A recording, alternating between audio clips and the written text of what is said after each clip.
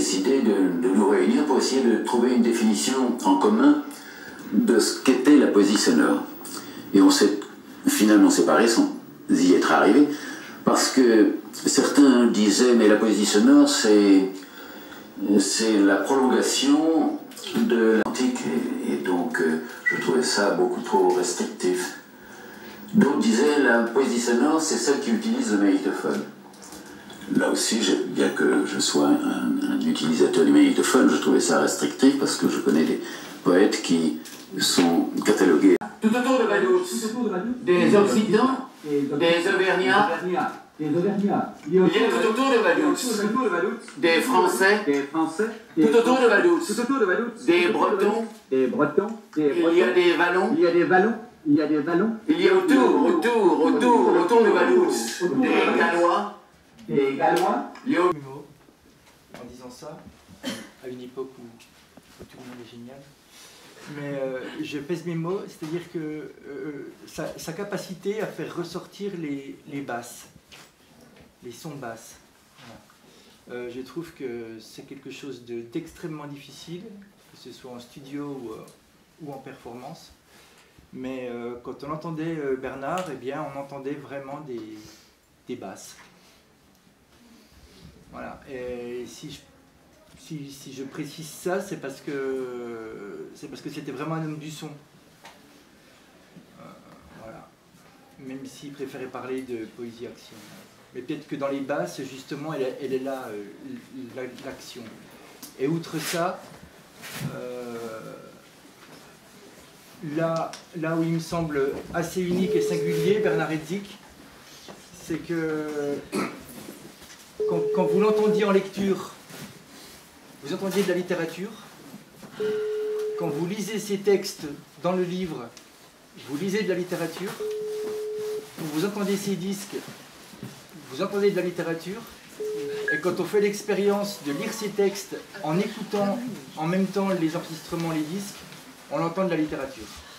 Voilà, c'est quelque chose, pour ma part, que je trouve assez troublant et assez unique encore aujourd'hui. Maintenant, à nous, Julien. Ah ouais, je sais pas ce qu'il fait. Tout autour de Ottawa. Et alors, un jour, on a fait un hommage pour Bernard Haitzik au centre Georges Pompidou. On était tous là, tous ses amis, tous ses parents, ses filles. C'était absolument extraordinaire. C'était une soirée magnifique.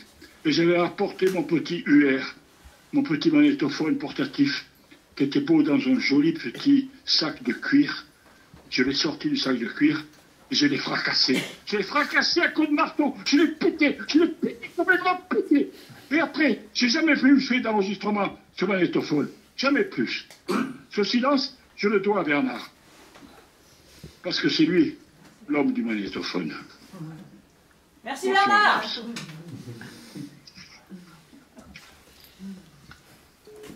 Ah ben, voilà. Il a raccroché.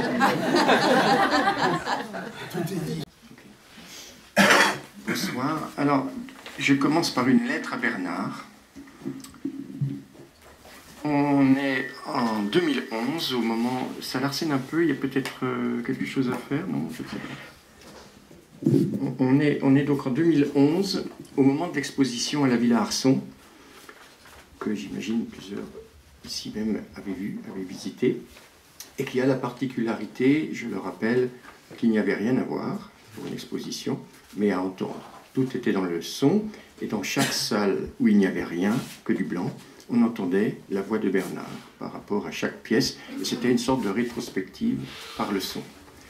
Et donc, pas le jour du vernissage, mais quelques jours après, avec Isabelle, nous sommes allés voir l'exposition, voir n'étant pas le mot, et ce qui m'a frappé, c'est qu'en fait, dans cette espèce d'extraordinaire labyrinthe vocal, il y avait une présence. Il y avait la présence de Bernard. Pour moi, c'était très clair. Alors, évidemment, la voix y est pour beaucoup.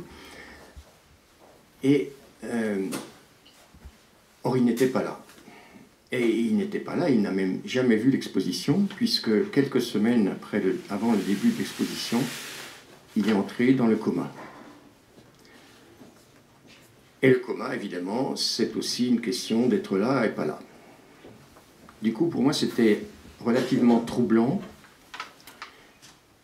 Et je me suis souvenu à ce moment-là de quelque chose que Bernard et Françoise Janicot, que je salue au passage, Françoise Janicot, quel couple d'artistes, quel duo. Donc Bernard et Françoise avaient adressé une lettre à Brian Geising alors qu'il était à l'hôpital et sans doute pas en bon état. Et c'était une cassette où on pouvait entendre répéter le nom de Geising. Et la mythologie veut que Geising soit sorti de son coma grâce à cette cassette. Bon, on y croit tous. Alors, à ma manière, et d'une manière plus circonstanciée, je me suis dit, qu'est-ce que je pourrais faire? Une lettre à Bernard. Alors, je me suis mis d'accord avec le directeur de l'époque du magazine Mouvement, Jean-Marc Adolphe, en lui disant, est-ce que tu serais d'accord pour que je publie avec toi une lettre à Bernard Hatzig? Et je me suis dit, s'il y a quelques dizaines ou quelques centaines de personnes qui lisent cette lettre, peut-être que ça va réveiller Bernard. Voilà. Alors, c'est évidemment la raison pour laquelle Bernard nous est revenu et a pu lire ma lettre, car évidemment, vous l'avez compris, je suis le prochain ministre des cultes du gouvernement qui vient de commencer. Disons qu'on y aura modestement contribué, et je tenais à commencer par cette lettre. Ce n'est qu'une lettre, donc c'est pas une performance. Hein. Cher Bernard, vous n'étiez pas au vernissage de votre exposition. Vous n'êtes pas non plus venu à Nice par la suite. Votre présence nous a manqué. Convenons-en, il n'y avait pas grand-chose à voir. Des cimaises blanches et nues, des banquettes recouvertes d'une mousse grise, une moquette de la même teinte, des douches sonores en l'air. Les salles avaient été transformées pour prendre allure d'enceinte. Que seriez-vous venu voir au fond? Nous sommes venus nous rincer l'oreille. C'était du son, ce pourquoi nous étions là. Et il fallait le voir pour le croire. Oui, Bernard, vous avez raté quelque chose, mais avec l'équipe de la Villa Arson, vous n'avez pas raté votre coup. Tandis que le son numérisé de votre voix défilait, vous auriez pu, je ne sais pas, vous superposer une dernière fois à la voix enregistrée, dialoguer avec elle, ou la contrarier, la contester, ou simplement être là de votre présence muette. Peut-être auriez-vous pu, par la même occasion, meubler l'espace de points de suspension, compagnons de vos poèmes, frappés de votre machine à écrire toute mécanique. Bref, vous auriez eu l'opportunité de tester encore une fois, en public et par vous-même, ces textes, de les mettre à la question, comme vous dites. Oh, nous le savons bien, vous ne faisiez plus de lecture-performance. Vous l'aviez allègrement annoncé pour la toute dernière à l'hôtel Bury, la fameuse numéro 541 d'avril 2007. À la fin, nous nous étions levés d'une seule vague et l'ovation d'une salle comble dura. Au comble de l'émotion, oui, dura. Et vous aviez fini par nous prier humblement d'un geste élégant de freiner notre ferveur. À la Villa Arson, si vous y étiez venu, nous vous aurions surpris en train de suivre à la lettre ce que votre choix énonçait. Votre corps aurait habité cet espace un à un. Et le qui-vive du poème aurait revécu. Il n'y aurait certes pas eu cette saisie à bras-le-corps, comme vous dites, du texte par la performance, mais parions qu'il y aurait tout de même eu, par votre visite, l'incorporation du texte, voire de l'exposition tout entière. Oui, ces salles blanches revêtues d'une exclusive oralité. Y eut-il quelques visiteurs saisis par le vide? Redoutiez-vous ce vide en préparant l'exposition? Il ne saurait être ici question de vide, bien entendu, mais de son ou d'image sonore. Le vide, c'est tout autre chose. Vous l'avez connu, et il vous a traversé à plusieurs reprises, quand debout, le corps avait ces dernières années un peu plus de mal à suivre la voix enregistrée. Le pied du micro était devenu votre repère, votre référentiel, et il vous tenait à distance du gouffre. Un jour, l'une des dernières fois, un micro sans pied seulement était prévu. L'ignorance est parfois cruelle. Vous n'avez rien dit, vous avez poliment posé à côté de vous le micro qu'on vous tendait. Comment auriez-vous pu tourner la page du livre en main, tenant le micro de l'autre main? Et vous avez donc lu sans micro. On nous aura tout fait. Mais le faire à vous, après 55 ans de combats d'inlassables explications, vous aviez du coup, dessous et devant vous, le vide intégral, un trou noir tout autour de votre corps essoufflé, en dépit de l'éclairage. Et comme si de rien n'était, comme par réplique au coup du destin, vous nous avez donné Sisyphe. Pour ma part, je fulminais, d'autant que nous avions évoqué ce vide peu de temps auparavant, alors que je préparais mon poème sur l'ultime performance de Kurt Schwitters, malade, tenant à peine debout, récitant l'Ours sonateux à Londres. Il s'est produit quelque chose à la Villa Arson. Vous n'étiez pas là, et pourtant, étrangement, quelque chose d'une présence émanait dans chaque salle. Je ne saurais qualifier qu'avec peine ce ressenti, une sorte d'incarnation vocale que je ne croyais possible qu'en présence d'un auditoire. La correspondance presque systématique entre chaque salle et son poème diffusé engendrait une nouvelle réalité. 1 plus 1 faisait ici un peu plus que 2. S'il n'y avait pas d'incorporation du texte, il y avait cependant une entité au-delà du sonore qui rendait le poème tangible, comme tenant debout dans l'espace, quoique abstrait. J'ai cru entendre votre corps en action, figurez-vous. Nous avions certainement la preuve sous les yeux que vos poèmes peuvent exister par eux-mêmes, sur la page bien sûr, ou récités par d'autres, mais aussi selon ce dispositif, par votre voix projetée, orientée avec précision dans l'espace. Je vous devine souriant à cette nouvelle, que vous espériez certainement, parce qu'en fin de compte, la question qui se posait, à vous comme à nous, était de savoir si en votre absence, l'œuvre se prolongerait, existerait encore et toujours. Cette quête du 1 plus 1 égale 2,5 serait à rapprocher de ce que vous déclenchez dans vos respirations et brèves rencontres, ou par ces rencontres dialoguées avec les poètes, qualifiées par vous-même de fausses, vous nous permettez d'entendre en contrepoint leur authentique souffle. Tellement authentique que vos textes aidants, nous avons l'impression d'une grande proximité avec l'auteur disparu. C'est à notre tour de sourire, puisque vous ne nous laissez pas seuls. Nous ne serons pas tout à fait orphelins. Mais dites-moi, cher Bernard, ne serait-ce pas votre respiration que nous entendons là? Alors, maintenant je vais vous lire un poème dont le titre est Bernard Herzig. Comme j'ai un peu froid aux pieds, dans certaines régions en vernaculaire on dit froid les pieds, il va y avoir, comme disait Bernard, des accros. Je vous prie d'avance de m'excuser. Paris, Grand Palais, 3 juin 2006, lecture numéro 528, complétée d'une capture de l'ultime lecture numéro 541, Hôtel Bury, L'Échelle, 28 avril 2007. Bernard Herzig. Table carré-bois rigide, table de bridge ou pastorale nappée de noir scotché, surmontée d'un téléphone ivoire S63 Socotel, propriété de l'État PTT, lampe de bureau inox, micro, pied d'équerre, l'auteur assis, oui, assis, en l'ombre inclinée, joues creusées, chemise bleu clair à rayures, mains croisées entre genoux, main droite nerveuse sur la bouche, parfois, l'œil baissé sur les manuscrits, sinon jeté sur un public entrant goutte à goutte, mocassins usés, brun clair, vieux luminaire à 3 disques colorés contre mur à droite, gorge nouée d'attente, déglutissante, l'auteur seul, à l'épreuve, comme traduit aux assises, sur l'estrade, assis, ouais, assis, l'auteur calé au fond de sa chaise, et tête dressée devant l'ombre aplatie du micro, du pied et de l'ampli sur Simèse, sonnette. Eh bien, je vais donc lire un certain nombre de textes écrits à différentes périodes, poème partition A de 1958.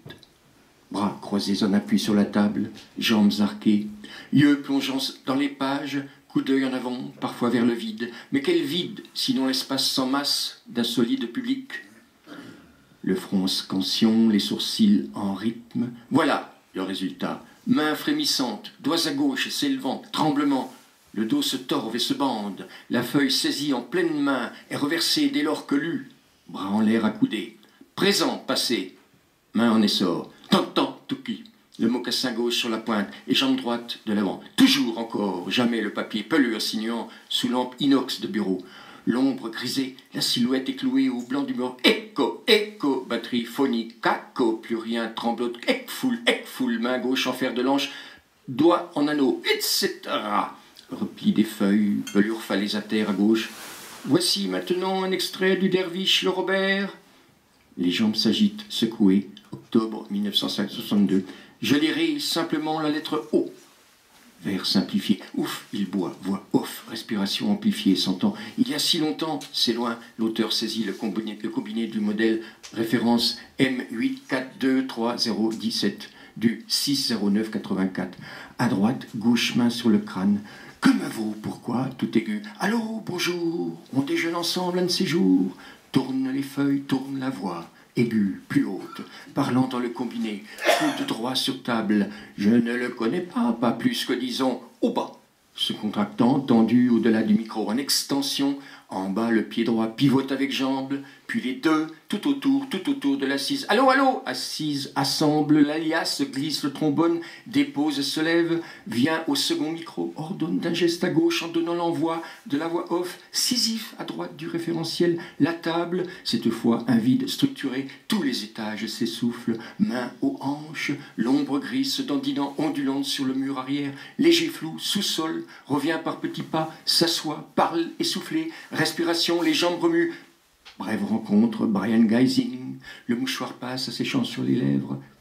Oui, le sol commence à tanguer, j'ai besoin d'un peu d'air. Vient à la suite, harpe, Hans, sinon Jean, suivi d'Ungaretti, tutoyé allègrement. L'auteur écarte le S63, numéro 015904 à terre. Vaduz, tout autour de Vaduz, il y a les Suisses. Message personnel, la petite Céline attend ses parents à l'accueil, je répète. Il y a des tziganes, Céline attend ses parents. Le manuscrit usagé, l'éventail A4 en papier, feuilles scotchées, transparent ou marron, jauni, écorné, plié, déchiré, à bord frangé, graisse au devant de la table carrée, la page de prime abord pend à l'envers, les papiers froissés s'accumulent en rang sur la moquette noire. Il y a des sourcils soulevés, des voix suspendues, langue qui tremble, jambe droite en ressort. Il y a des oubliés, des apatrides, des désintégrés, et bien d'autres. La voix qui s'en va, l'auteur qui range les feuilles à deux mains, la langue humectant les lèvres serrées. Merci, se lève, applaudit, joint les mains, s'incline. Une dame du premier rang s'écrie « Est-ce qu'on pourra déjeuner ensemble ?» Mais certainement, se relève. Par contre, j'ai oublié l'écorce, ça c'est grave. Bonsoir. Je vais vous lire le premier chapitre de Fallers, qui est mon dernier livre qui est sorti au printemps. Noël se meurt dans les vitrines de la galerie marchande. Plastique, coton, polystyrène, quel que soit l'artifice, la neige est couverte de poussière. Les soldes dévorent la Saint-Sylvestre, les robes de tulle, le lamet argent, le strass, tout est à moins 70%. Une papeterie propose un panel d'agenda aligné dans un bac, couverture sobre ou à motif, simili-cuir ou cartonnet, tous au sein d'un bandeau. L'année n'est pas la nôtre, et pourtant elle est proche de celle que nous habitons. L'éclairage est trop vif, le blanc des néons si cru que celles et ceux qui traversent les allées de la galerie ont le teint d'un vieux photomaton. Les traits sont délavés, les visages ternes surexposés et vidés ou bouffis, cireux. Du moins c'est l'impression qu'a en ce moment Violette, mais il faut se méfier, l'épuisement modifie toujours la perception. Elle a 17 ans et se cache sous sa frange. Ses yeux fardés de l'avant-veille tentent coûte que coûte de rester secs, tandis qu'elle avance en feignant d'oublier ce qu'elle fuit. Collant épais, filet tout de même, mini-jupe en jean, Doc Martens, en jean aussi, sa veste trop large ouverte sur un pull noir moulant. Elle porte autour du cou des petits pendentifs, un cœur platqué argent, une plume en fer rouillé, un minuscule poignard qui se voudrait en or. La couleur de ses cheveux n'a aucune importance, pas plus que sa corpulence et le pigment de sa peau. Ce qui compte, c'est qu'elle erre, ne sait plus où aller, son sac de toile en bandoulière. Il lui semble qu'elle dérive le long des magasins, heurte sans cesse des corps qui marchent en sens inverse. Elle capte des fragments de leur conversation. Un homme dit à sa femme qui mord voluptueusement dans une gaufre liégeoise « Va pas pleurer après d'avoir plus de bourrelet que ta mère ». Un père dit à sa fille « La rouge était trop courte, j'ai pas envie qu'on pense que tu es une traînée ». Il vient d'être 12h30, beaucoup de bouches sont pleines. Violette lentement se rapproche d'une sandwicherie. Elle tâte ses poches désespérément vides et doit aussitôt se raviser. La faim cogne, vigoureuse, au creux de son estomac, des petits coups de poing acides, précis et réguliers. Violette baisse les yeux pour observer son ventre. La douleur est si vive qu'elle redoute qu'il ne se soit déjà creusé un trou. Sous l'émail de son pull, la chair est-elle toujours intacte ? Elle hésite un instant, puis laisse ses doigts se glisser sous la laine afin de palper la zone rongée de gargouillis. Elle vérifie très sérieusement. Auscultation express, l'épiderme est indemne, le soulagement visible, elle soupire d'être sauvée. Quand elle enlève sa main, le bas du pull soulevé laisse apparaître une demi-seconde, 1 ou 2 centimètres de peau. C'est infiniment peu, mais pourtant suffisant pour qu'aussitôt tout près retentisse une voix mâle, fourbe, pointue, surgissant de nulle part. « Mademoiselle ? Mademoiselle ?» Elle n'a pas le temps de se retourner, à ses côtés se tient un sourire tellement large qu'il en est effrayant. La nuque de Violette se raidit à la vue des rebords de l'abîme. « Mademoiselle, mademoiselle !» L'homme est si jeune, à peine 20 ans. Il a néanmoins de l'écume au creux des commissures. Si on l'analysait, cette bave dense et moussue, elle nous révélerait le nom de l'espèce qui l'a produit. On apprendrait ainsi que l'homme est là si jeune, animal à sang chaud, mammifère carnivore, appartient à la famille des importunators, forme de couillidés intimement persuadé que sa conduite déplacée va finir par payer, qu'un jour il va scorer car il est un chasseur. Durant combien de mètres se déroule la battue ? Des dizaines de dizaines de dizaines. Violette parcourt toute l'allée centrale au-delà du point information, sans que l'homme lâche, cesse la traque, son mademoiselle en guise d'appôt. Allez, souris, fais pas la gueule. Violette marche vite et en silence, ignore les questions qui déferlent, l'éclaboussent et la noient. Ses yeux cherchent la sortie, elle tangue d'être ferrée. Allez, juste un café, t'inquiète, c'est moi qui paie. Ils sont au bout de la grande allée, les portes de ce côté sont condamnées, des rideaux de fer sur les boutiques et de fait plus aucun passage. Violette amorce un demi-tour. On pourrait faire mieux connaissance. Épuisée par la traque, Violette sent que ses nerfs un halein s'effiloche, qu'elle ne peut plus contenir la déchirure en cours. Ses lèvres s'ouvrent sur un nom qui jaillit plein d'acide, articule fermement sur un ton sans appel. « Ça ne m'intéresse pas, maintenant laisse-moi tranquille. » L'homme jeune semble surpris, comme si le refus de Violette relevait de l'incongru, de l'impensable. Pourtant, les importunators se font rembarrer par toute leur proie. Rien d'inédit ne se déroule là. Mais cette espèce est dans le déni, refoulant chaque échec afin de maintenir son self-estime. Aussi, ce spécimen se poste-t-il soudain devant Violette en souriant « Ok, mais on pourrait quand même boire un café. » Ce faisant, il se rapproche dans la nette intention de la saisir par le bras. La question de la limite diffère selon les êtres. Violette n'est pas tactile, c'est son moindre défaut. Elle recule si brusquement qu'elle fait crisser la semelle de ses Doc Martens montantes. « Ne me touche pas, dégage !» Le visage de l'homme jeune se ferme. Que Violette lui résiste, le repousse, il ne le supporte pas. L'ego piqué à vif par cette offense suprême, il lâche comme un crachat. « Salope, tu te prends pour qui ?» La question de la limite diffère selon les êtres. Le dedans de Violette succombe à l'éruption. Elle tente bien de se contenir, de faire barrage à la furie qui s'empare de tout son être et lui calcine les tripes, mais la fièvre est trop forte. Lutter est impossible, d'autant qu'il lui fait face cet importunateur. Déjà prêt, il se rapproche encore, persuadé de son bon droit puisqu'il est un chasseur. Car ainsi va à son monde, un monde dans lequel il ne peut éprouver de frustration. Car ainsi va leur monde, un monde dans lequel ils peuvent de chaque corps disposer, nimbés d'impunité et armés de leurs pulsions. Pas tous, n'est-ce pas, pas tous. Mais la minorité des couilles idéaliers n'est pas notre sujet. Ici est une histoire, un récit à l'étude.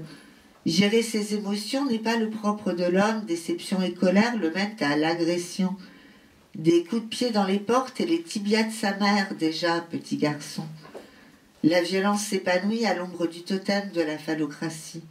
La masculinité ne peut qu'être toxique tant que la société s'agenouille face à sa bite, symbole d'une toute-puissance qui doit laisser bouche bée et faire courber les chines.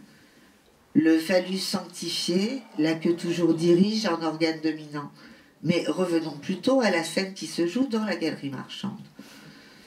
Des braises plein les artères, Violette se dresse, raide, droite, tendue, tellement tendue qu'elle paraît plus grande à cet instant.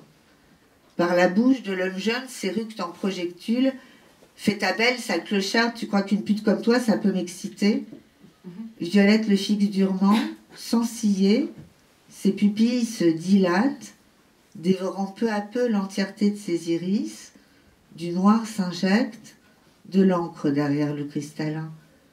Sa tête s'incline, elle baisse le front, un mouvement mécanique, à croire que ça lui échappe, qu'elle devient malgré elle une bête cornue qui va charger.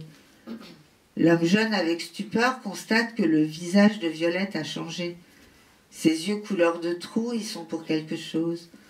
Il lui semble également que le courroux de la jeune fille se fait crescendo entendre, qu'il flotte, s'infiltre, fréquence aiguë, dans le brouhaha de voix et de musique de la galerie. Un son si lancinant qu'il promet la venue prochaine d'un acouphène. Son instinct lui conseille de fuir immédiatement, mais il n'en a pas le loisir. Le voilà qui soudain se plie en deux de douleur. Les mains sur l'entrejambe, les traits crispés, bouche déformée, des gémissements perçants qui lui déchirent la gorge. Ça attire les badauds qui croient à un happening. Le mâle est à l'agonie, les mains sur la braguette, il se tord et crie. Violette ne relâche pas l'attention, elle continue de le fixer dans un étrange état second. Devant eux, certains hésitent à filmer au portable ou à porter secours à l'homme tombé à genoux. Une brune un peu dodue, frôlant la cinquantaine, serrée dans son slim zèbre et perfecto violet, joue des coudes pour se rapprocher. À ses côtés se trouvent deux jeunes filles de 19 et 18 ans, carré raide blanc et coupe afro, toutes deux vêtues à l'identique. Pantalon blanc, basket, blouson violet satiné, coupe Teddy. Sur le dos de la première est brodé Eulalie, sur celui de la seconde, les lettres forment Dahlia. Elles se regardent, se font des signes de tête. La brune un peu dodue s'appelle Marcia, mais Violette est en transe et elle ne la voit pas s'avancer jusqu'à mettre sa main sur son épaule. Marcia, de ses doigts bagués, effectue une pression pour ramener Violette à elle et lui glisser à l'oreille d'un ton où bienveillance et fermeté se mêlent. « Tu peux pas faire ça ici, viens. » Violette semble s'éveiller d'un sommeil plus grumeleux que celui d'une somnambule. L'encre disparaît de ses iris. Elle revient complètement à elle. Marcia lui sourit puis s'écarte. L'homme jeune se relève en tremblant. Eulalie et Dahlia prennent Violette par le bras et aussitôt l'entraînent vivement vers la sortie. Voilà.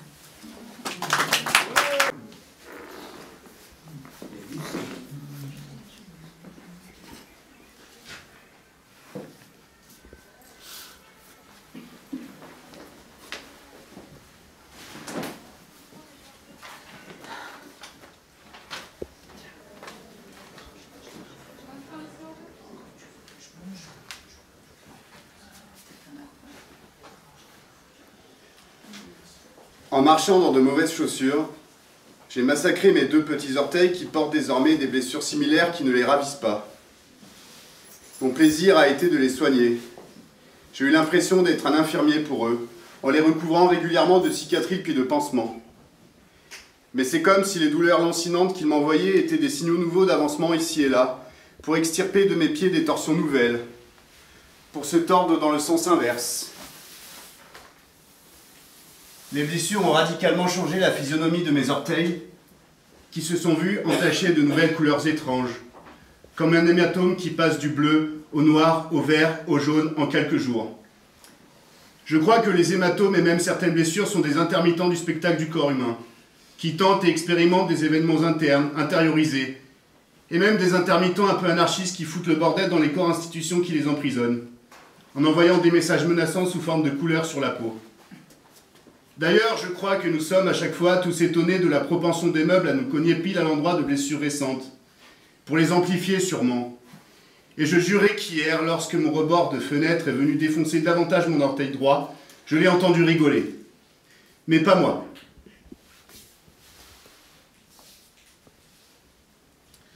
Désormais, je ne souhaite plus d'un regard extérieur sur mes pièces, mais d'un regard intérieur.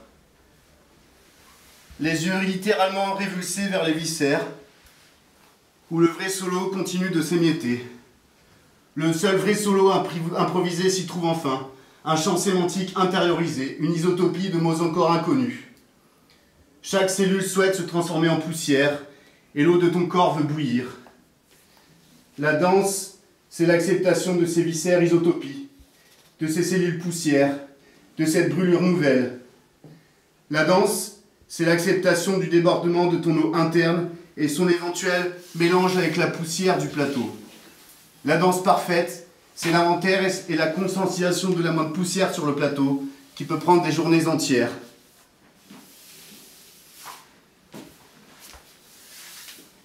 Aujourd'hui, j'ai envie de foutre le bordel. Ça m'arrive souvent en ce moment, et ça ne se réduit pas qu'à mes livres illisibles. Ça se répand dans mon organisme, c'est pulsionnel. J'ai souvent envie de me gifler, j'ignore pourquoi. J'ai envie de choper Macron et de lui mettre des grosses droites. Mais évidemment, je me ferai défoncer par ces gardes du corps. Mais l'idée de me faire défoncer par ces gardes du corps me plaît aussi. Parfois, je me réveille la nuit en ayant rêvé de m'être fait frapper. Souvent, je mets des musiques extrêmes, puissance maximale dans ma voiture et je hurle en conduisant. Mes proches me disent que je vais devenir sourd. Mais l'idée de ne plus entendre les sons produits par les choses vivantes qui grouillent autour de moi me plaît aussi. Parfois, je m'arrête au bord de la route, en silence, et regarde les autres voitures passer. J'imagine des vies à chacune. Pas au connard qui est dedans, je veux dire, mais à la voiture elle-même. Je l'imagine comme un chien qui n'a pas choisi son maître. Un connard, mais qui aime quand même désespérément. Des fois, j'appuie là où ça fait mal. J'arrache d'un coup sec le pansement. Je brosse mes dents trop fort jusqu'à faire saigner les gencives. Je me mords les lèvres, j'enlève la croûte d'une plaie pour empêcher la cicatrisation. Je serre les poings jusqu'à faire pénétrer les ongles dans la peau. Je bois un café bouillant, je m'arrache un poil, je tape dans un mur, je mange du Nutri-Score peu, je dors sur mon épaule douloureuse. Je vais sur la grande place d'une ville juste pour écouter les conversations. Je me coupe les ongles trop courts, je me tords la jambe au maximum, je bois trop d'eau et me retiens de pisser. Je pousse quand il est écrit tirer, je tire quand il est écrit pousser. Je mets une pince à linge sur mon lobe d'oreille. Je prends une douche froide. Je tire quand il est écrit pousser. Je mets une pince à. Et moi aussi je me pousse à bout. Je prends une douche froide. Je tire quand il est écrit pousser. Je mets une pince à. Et moi aussi je me pousse à bout. Je prends une douche froide. Je tire quand il est écrit pousser. Et moi aussi je me pousse à bout. Je prends une douche froide.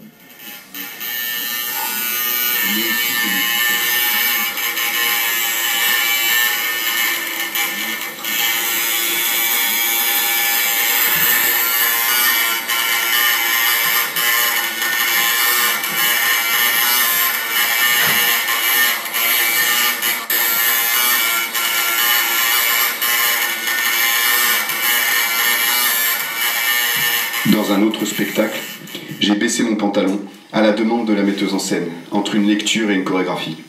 Et aujourd'hui, je crois que ce geste me signifie, irradie, me tente encore, me questionne encore, veut dire quelque chose au-delà de mon corps. Il y avait, avant ce geste, la prononciation fébrile mais appuyée d'une citation de Pierre Guyotat qui disait « La langue c'est ça, la langue c'est le geste, le geste, le geste. »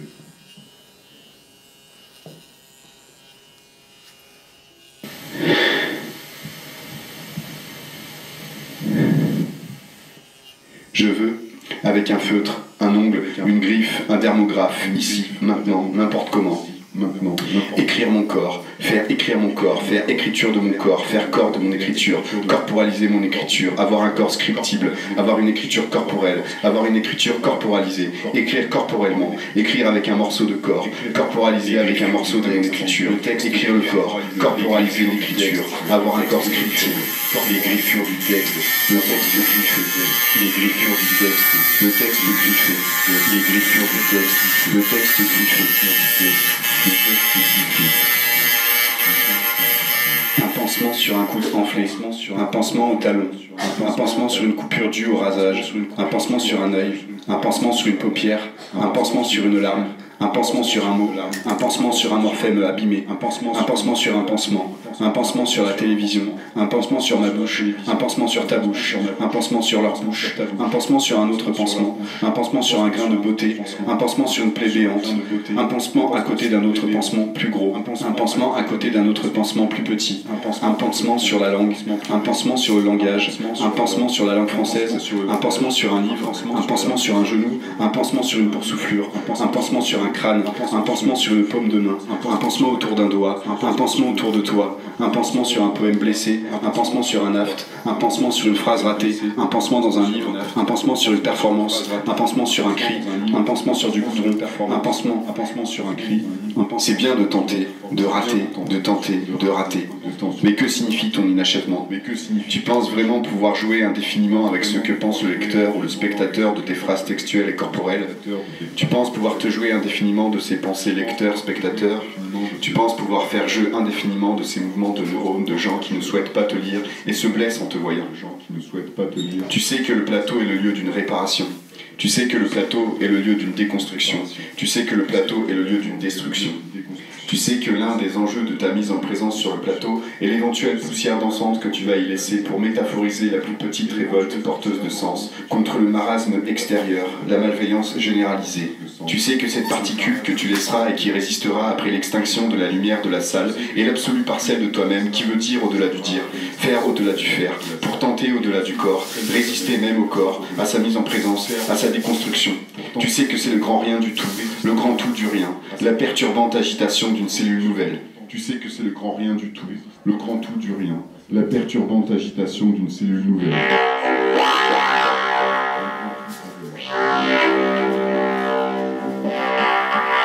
Le corps devient le terrain où se croise le texte et sa possible mise en espace et en pièces. Chaque corps est un terrain qui s'agrandit progressivement. Un terrain où s'affrontent parfois le sordide et le lumineux, l'extase et l'angoisse. Et un terrain est fait pour que ses limites soient quelquefois dépassées. Le texte devient le terrain où se croise le corps et sa possible mise en pièces. La pièce devient le terrain où se croise le corps et sa mise en texte. Derrière chaque texte, il y a un corps et ses états complexes. Chacun de ces états peut être une pièce. Le corps est le terrain où s'affrontent le signifiant et son annihilation. Le signe et sa désespérance. Le signifié et son épuisement. Le corps comme un mot sursaturé de sueur syntaxique. Chaque corps parle d'eux, évoque continuellement sa mise en pièce ou en texte. Chaque corps narrativise sa sueur syntaxique. Chaque corps cherche à atteindre son mot. Le mot 20 fois répété, et pourtant très peu atteint. Chaque corps et chaque mot attend son texte et sa potentielle mise en pièce. Et, sous la peau, il y a un texte. Sous le texte, il y a une peau. Et dans chaque peau, des mots en formation. Un pansement sur une figure du mot, un pansement sur un œil, un pansement sur une paupière, un pansement sur une larme, un pansement sur un mot, un pansement sur un orthèse, un pansement sur un costume, un pansement sur la télévision, un pansement sur la chaque corps parle de évoque continuellement sa mise en pièce. Chaque corps narrative sa sueur, chaque corps cherche à atteindre son mot.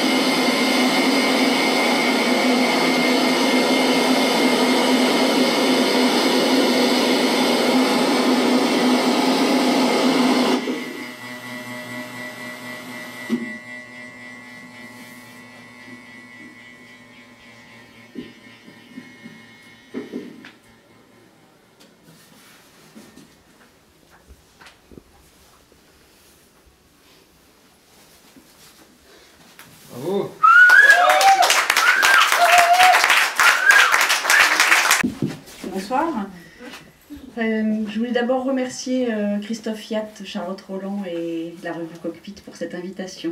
C'est l'occasion pour moi de lire le tout début d'un livre qui est intitulé La Société des Cendres et qui est inédit. C'est un roman où il est question de feu, de Rome, de quelques fantômes, parmi lesquels Giordano Bruno et Ingeborg Bachmann, de volcans italiens. Et il y est aussi question de, c'est aussi pourquoi j'ai choisi de lire ce passage, de Jacques Roubaud. Ce qui est pour moi l'occasion de lui rendre un hommage, hein, puisque c'est aussi une soirée d'hommage ce soir. Où s'obscurcit l'air, écho des âmes, suie et poussière.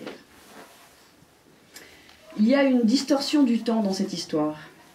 Après l'avoir vue dans une rue de Paris, pourtant connue et souvent arpentée, comme surgit dans l'instant, celui de ma promenade, et la découvrant, vieille et neuve, en pleine reconstruction ou réhabilitation, c'est-à-dire elle-même entre deux états, avec comme seul élément de fixité son nom, j'ai été foudroyée.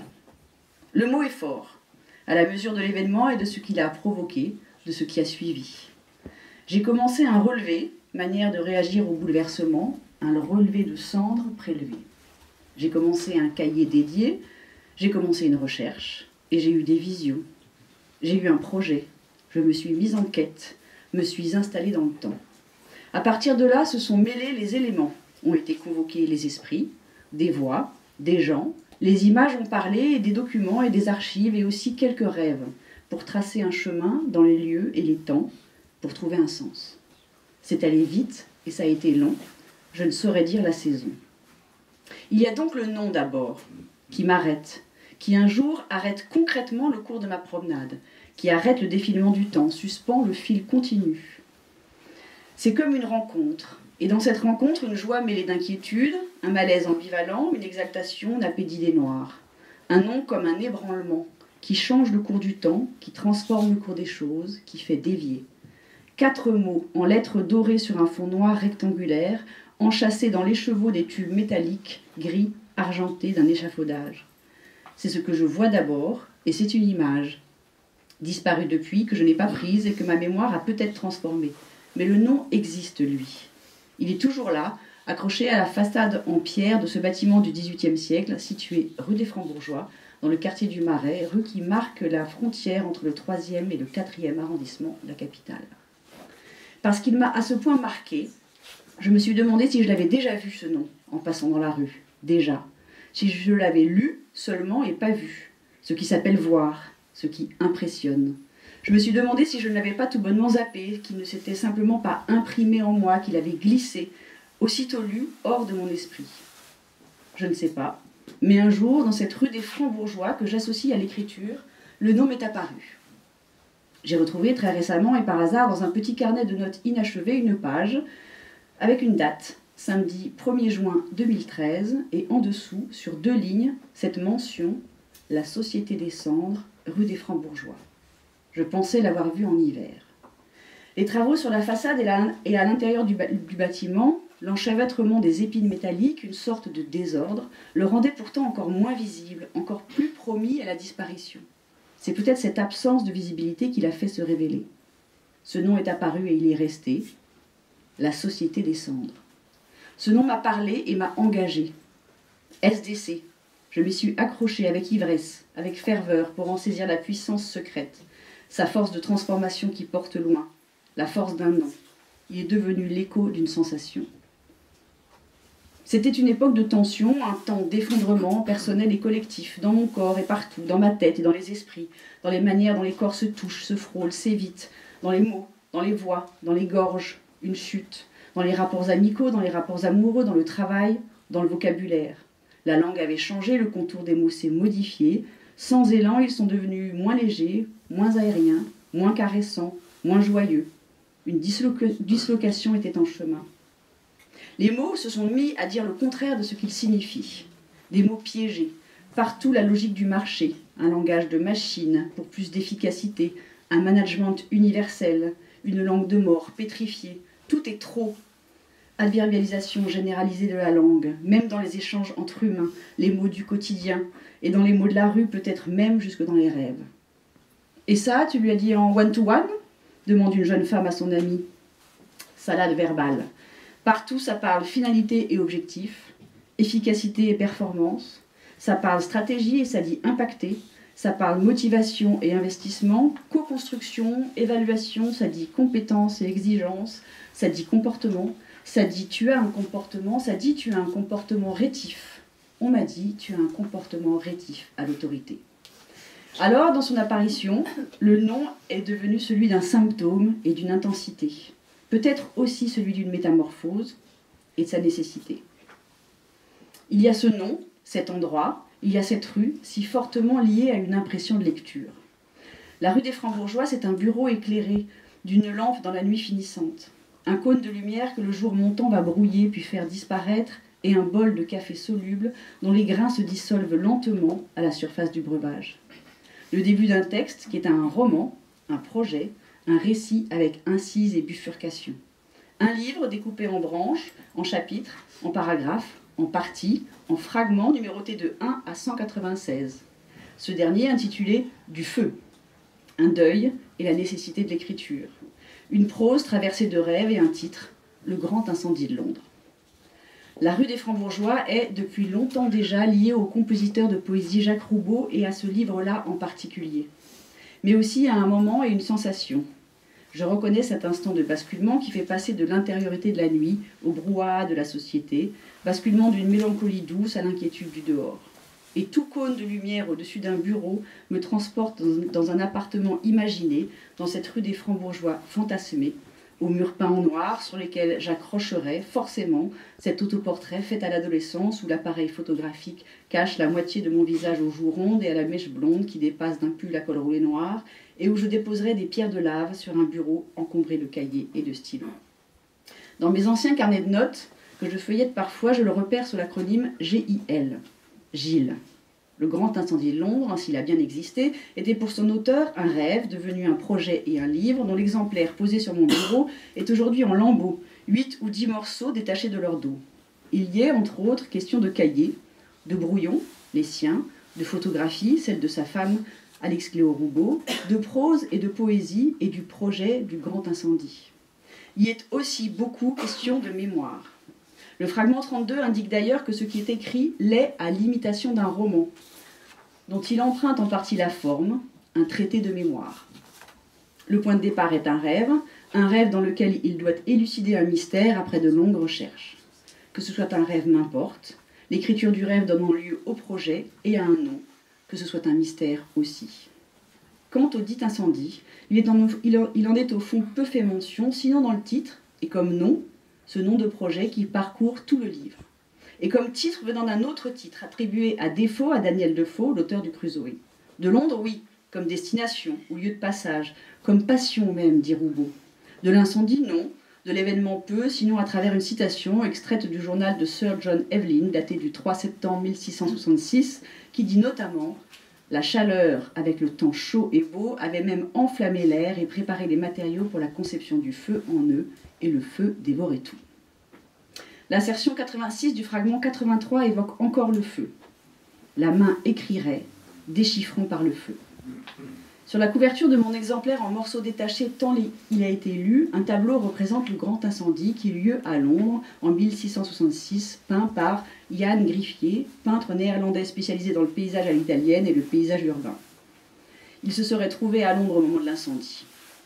Le tableau est sombre et les silhouettes de plusieurs églises et tours se détachent en ombre sur la bande étroite horizontale et orange du ciel embrasé qui occupe le tableau en son centre.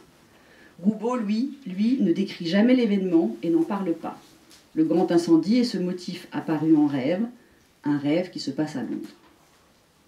J'ai passé des mois avec Gilles. Parce qu'à chaque livre de ma bibliothèque correspond un espace, les murs d'un appartement, le recoin d'une maison, une saison, une lumière, parfois un fauteuil ou la couleur d'un meuble, rarement une personne, mais ça arrive. J'associe indiscutablement la lecture du Gilles à un lieu. Et ce lieu a une image, que j'ai gardée, celle-ci, une photographie du mur qui faisait face à la fenêtre d'un studio accroché au 6e étage d'un immeuble dans le 10e arrondissement. Depuis le lit où je lisais le Gilles, la seule vision de mon unique fenêtre était, en face, de l'autre côté d'une cour, un mur nu, lézardé, craquelé. C'était comme un territoire desséché vu du ciel. Tout le haut du mur d'enduit, couleur taupe, imbibé d'humidité, laisser sur toute la hauteur des traces d'écoulement par vagues. Puis plus bas, et de plus en plus resserrées, des craquelures. Des zones plus claires entourées de méandres plus foncés d'infiltration. Murs aveugles, images désolées qui faisaient écho à ma propre solitude et dans les craquelures de laquelle je m'insérais ou fuyais. Mon regard se perdant dans les fissures pour continuer à laisser les images se former avec plus de précision. Merci.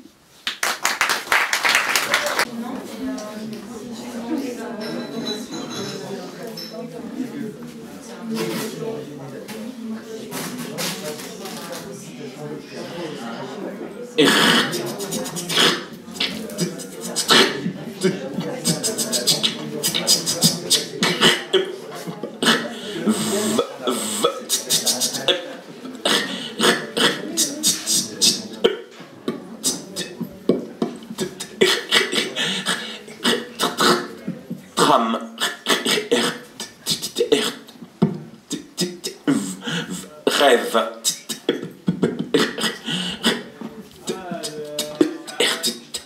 Travail. Le salaire que tu gagnes te donne les moyens de pouvoir continuer à travailler. Pendant que tu travailles, c'est le job qui s'enrichit. Toi, tu n'as droit qu'au reste. Des clopinettes. Tu rentres chez toi, tu manges et tu t'endors. Tu économises tes forces. Tu rêves que la plus belle chose qui puisse arriver, c'est de dormir au travail. Dormir et se réveiller avec le travail fini, avec le travail payé. La plus grande jouissance, l'acte de résistance absolue, le détournement majuscule, le salaire qui tombe en dormant.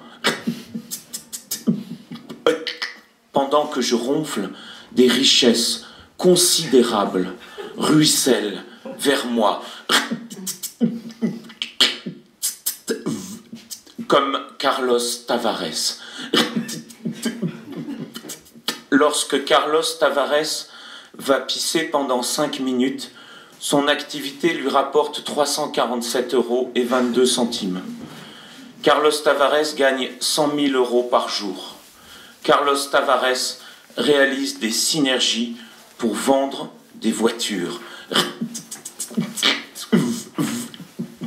De quelle matière sont faits les rêves de Carlos Tavares pour rapporter en une nuit ce que tant de gens mettent 1 ou 2 années à gagner? Quel pécule s'amasse en une nuit de sommeil? Je me lève encore, un peu endormi. Je sors de la boîte, du bureau, de l'usine. Je vais boire un pot avec les collègues, faire du shopping, appeler un vieux pote, me taper tous les épisodes d'une série. Avec l'argent du travail accumulé pendant le sommeil de Carlos Tavares, tu pourrais dépenser une vie entière de loisirs. Le big boss du travail, du rêve, hypothèque sa plus-value dans le corps du dormeur. Elle flotte dans ses poumons, dans son cœur, comme la promesse d'une journée réussie.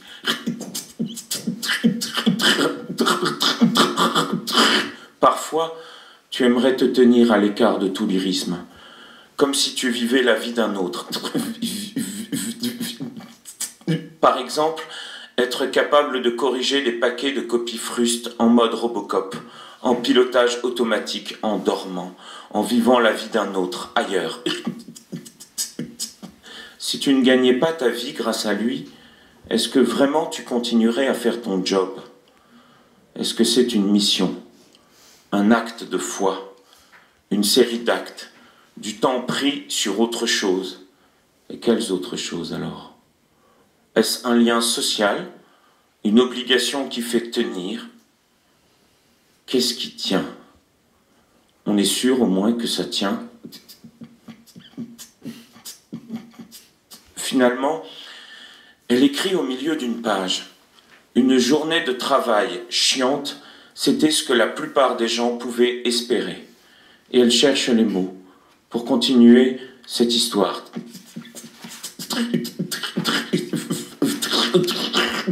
Il lui a dit, docteur, donnez-moi 2-3 jours à ne rien faire, rien du tout, arrêt de travail, arrêt total de tout, plus de discours, plus aucun message, disparaître.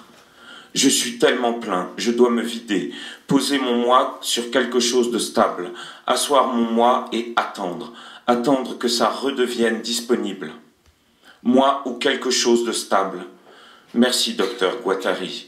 Au revoir, docteur Guattari. Quand ma fille s'est fait mal et qu'on lui demande où, elle ne désigne pas une partie de son corps, mais un point devant elle, distant d'1 mètre environ. Considérez l'espace dans lequel les événements rentrent en collision.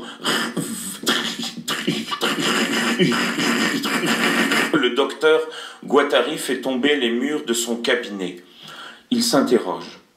Il se demande si une pratique amoureuse, un rêve, une utopie concrète auront un jour la même dignité d'existence sociale que la production marchande de nouilles ou d'automobiles. Comment faire travailler le travail, lui donner du jeu, le sortir de lui-même, accoucher un travail. Et tout le reste qui tourne autour. Le travail, ton point autour duquel gravite un monde qu'on t'a habitué à prendre pour tien. Tu cherches comment ça marche. Où est-ce que ça se trouve, le travail, par rapport à toi? Au-dedans, à côté, en face, en dessous de toi, au-dessus, combien ça prend de place? La place de qui? La place de quoi? Et de quoi as-tu besoin aujourd'hui pour te sentir vivant?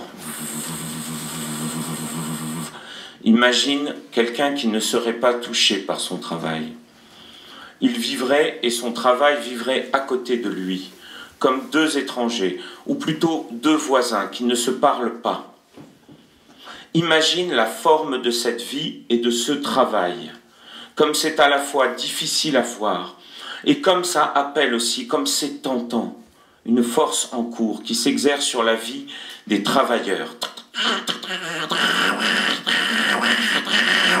Le travail et l'emploi du temps.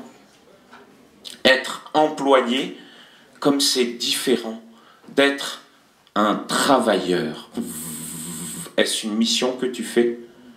Est-ce un échange de ta force? Est-ce l'utilisation d'une partie de ton temps à vivre? Est-ce que tu vis dans ton travail? Et est-ce qu'on peut parler du métier de vivre?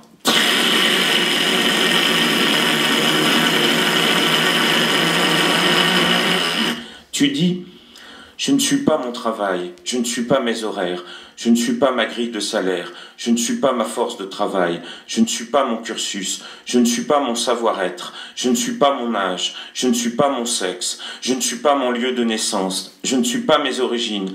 Qu'est-ce que tu es alors? Qu'est-ce que je suis? Qu'est-ce que nous sommes?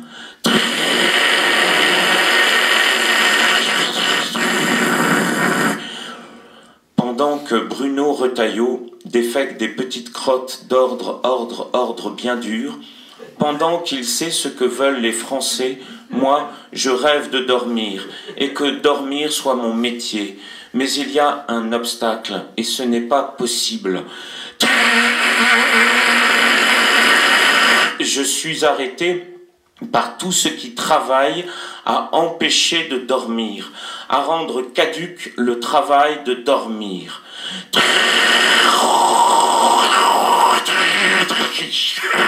Le travail du trou de l'intérieur, du trou Retailleau, je le sens, est en lien avec cet obstacle. Ordre, ordre, ordre, ordre. ordure, ordure, ordure, dur, dur, dur.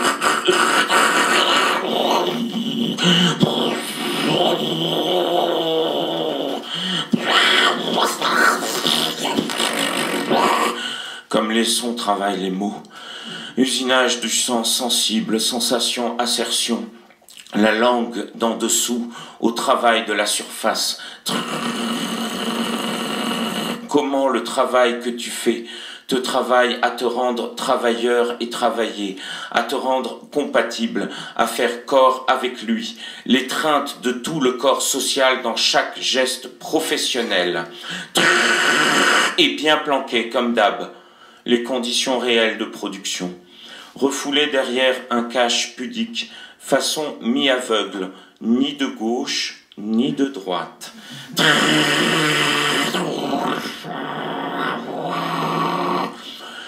L'emballage est le produit qui se fait marchandise, c'est-à-dire surface désirable, fétiche.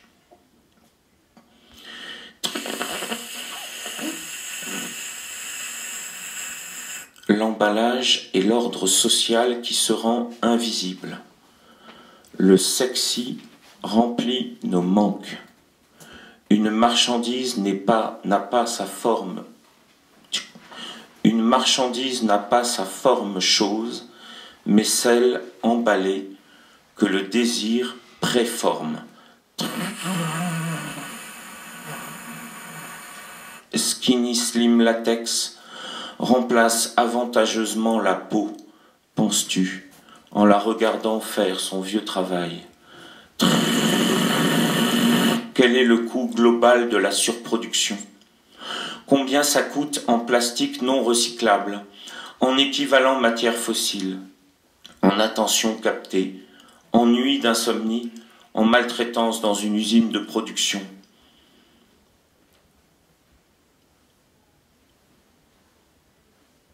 Tu es devenu l'outil de ta machine, une application de ton portable. Une heure de ton attention vaut quelques centimes. Imagine un monde juste la production nécessaire pour vivre.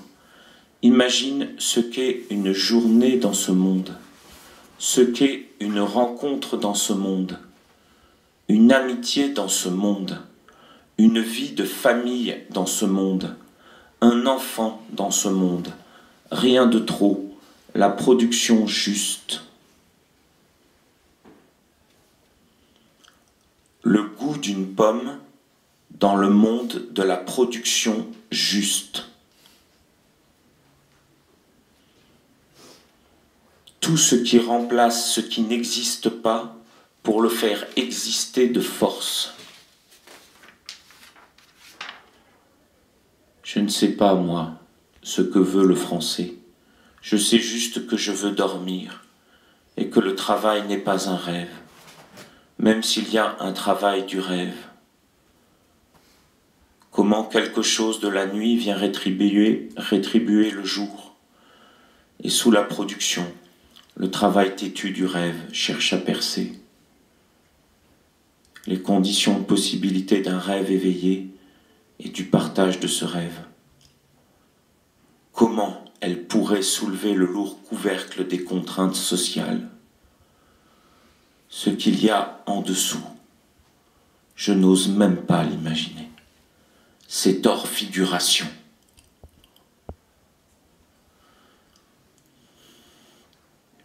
Pendant ce temps, il coche consciencieusement des cases sur un formulaire que personne ne lira. Il rêve. Collaborateurs et collaboratrices se broutent. Elle rêve. Collaborateurs et collaboratrices rompent de manière conventionnelle. Se pompent de manière conventionnelle.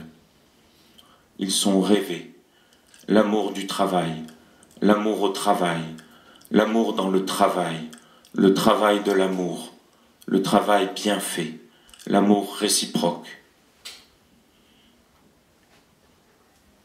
En tournant sur elle-même, la parole finira peut-être par s'arracher de sa rotation et par sortir de ses propres obsessions, trouver une autre voie.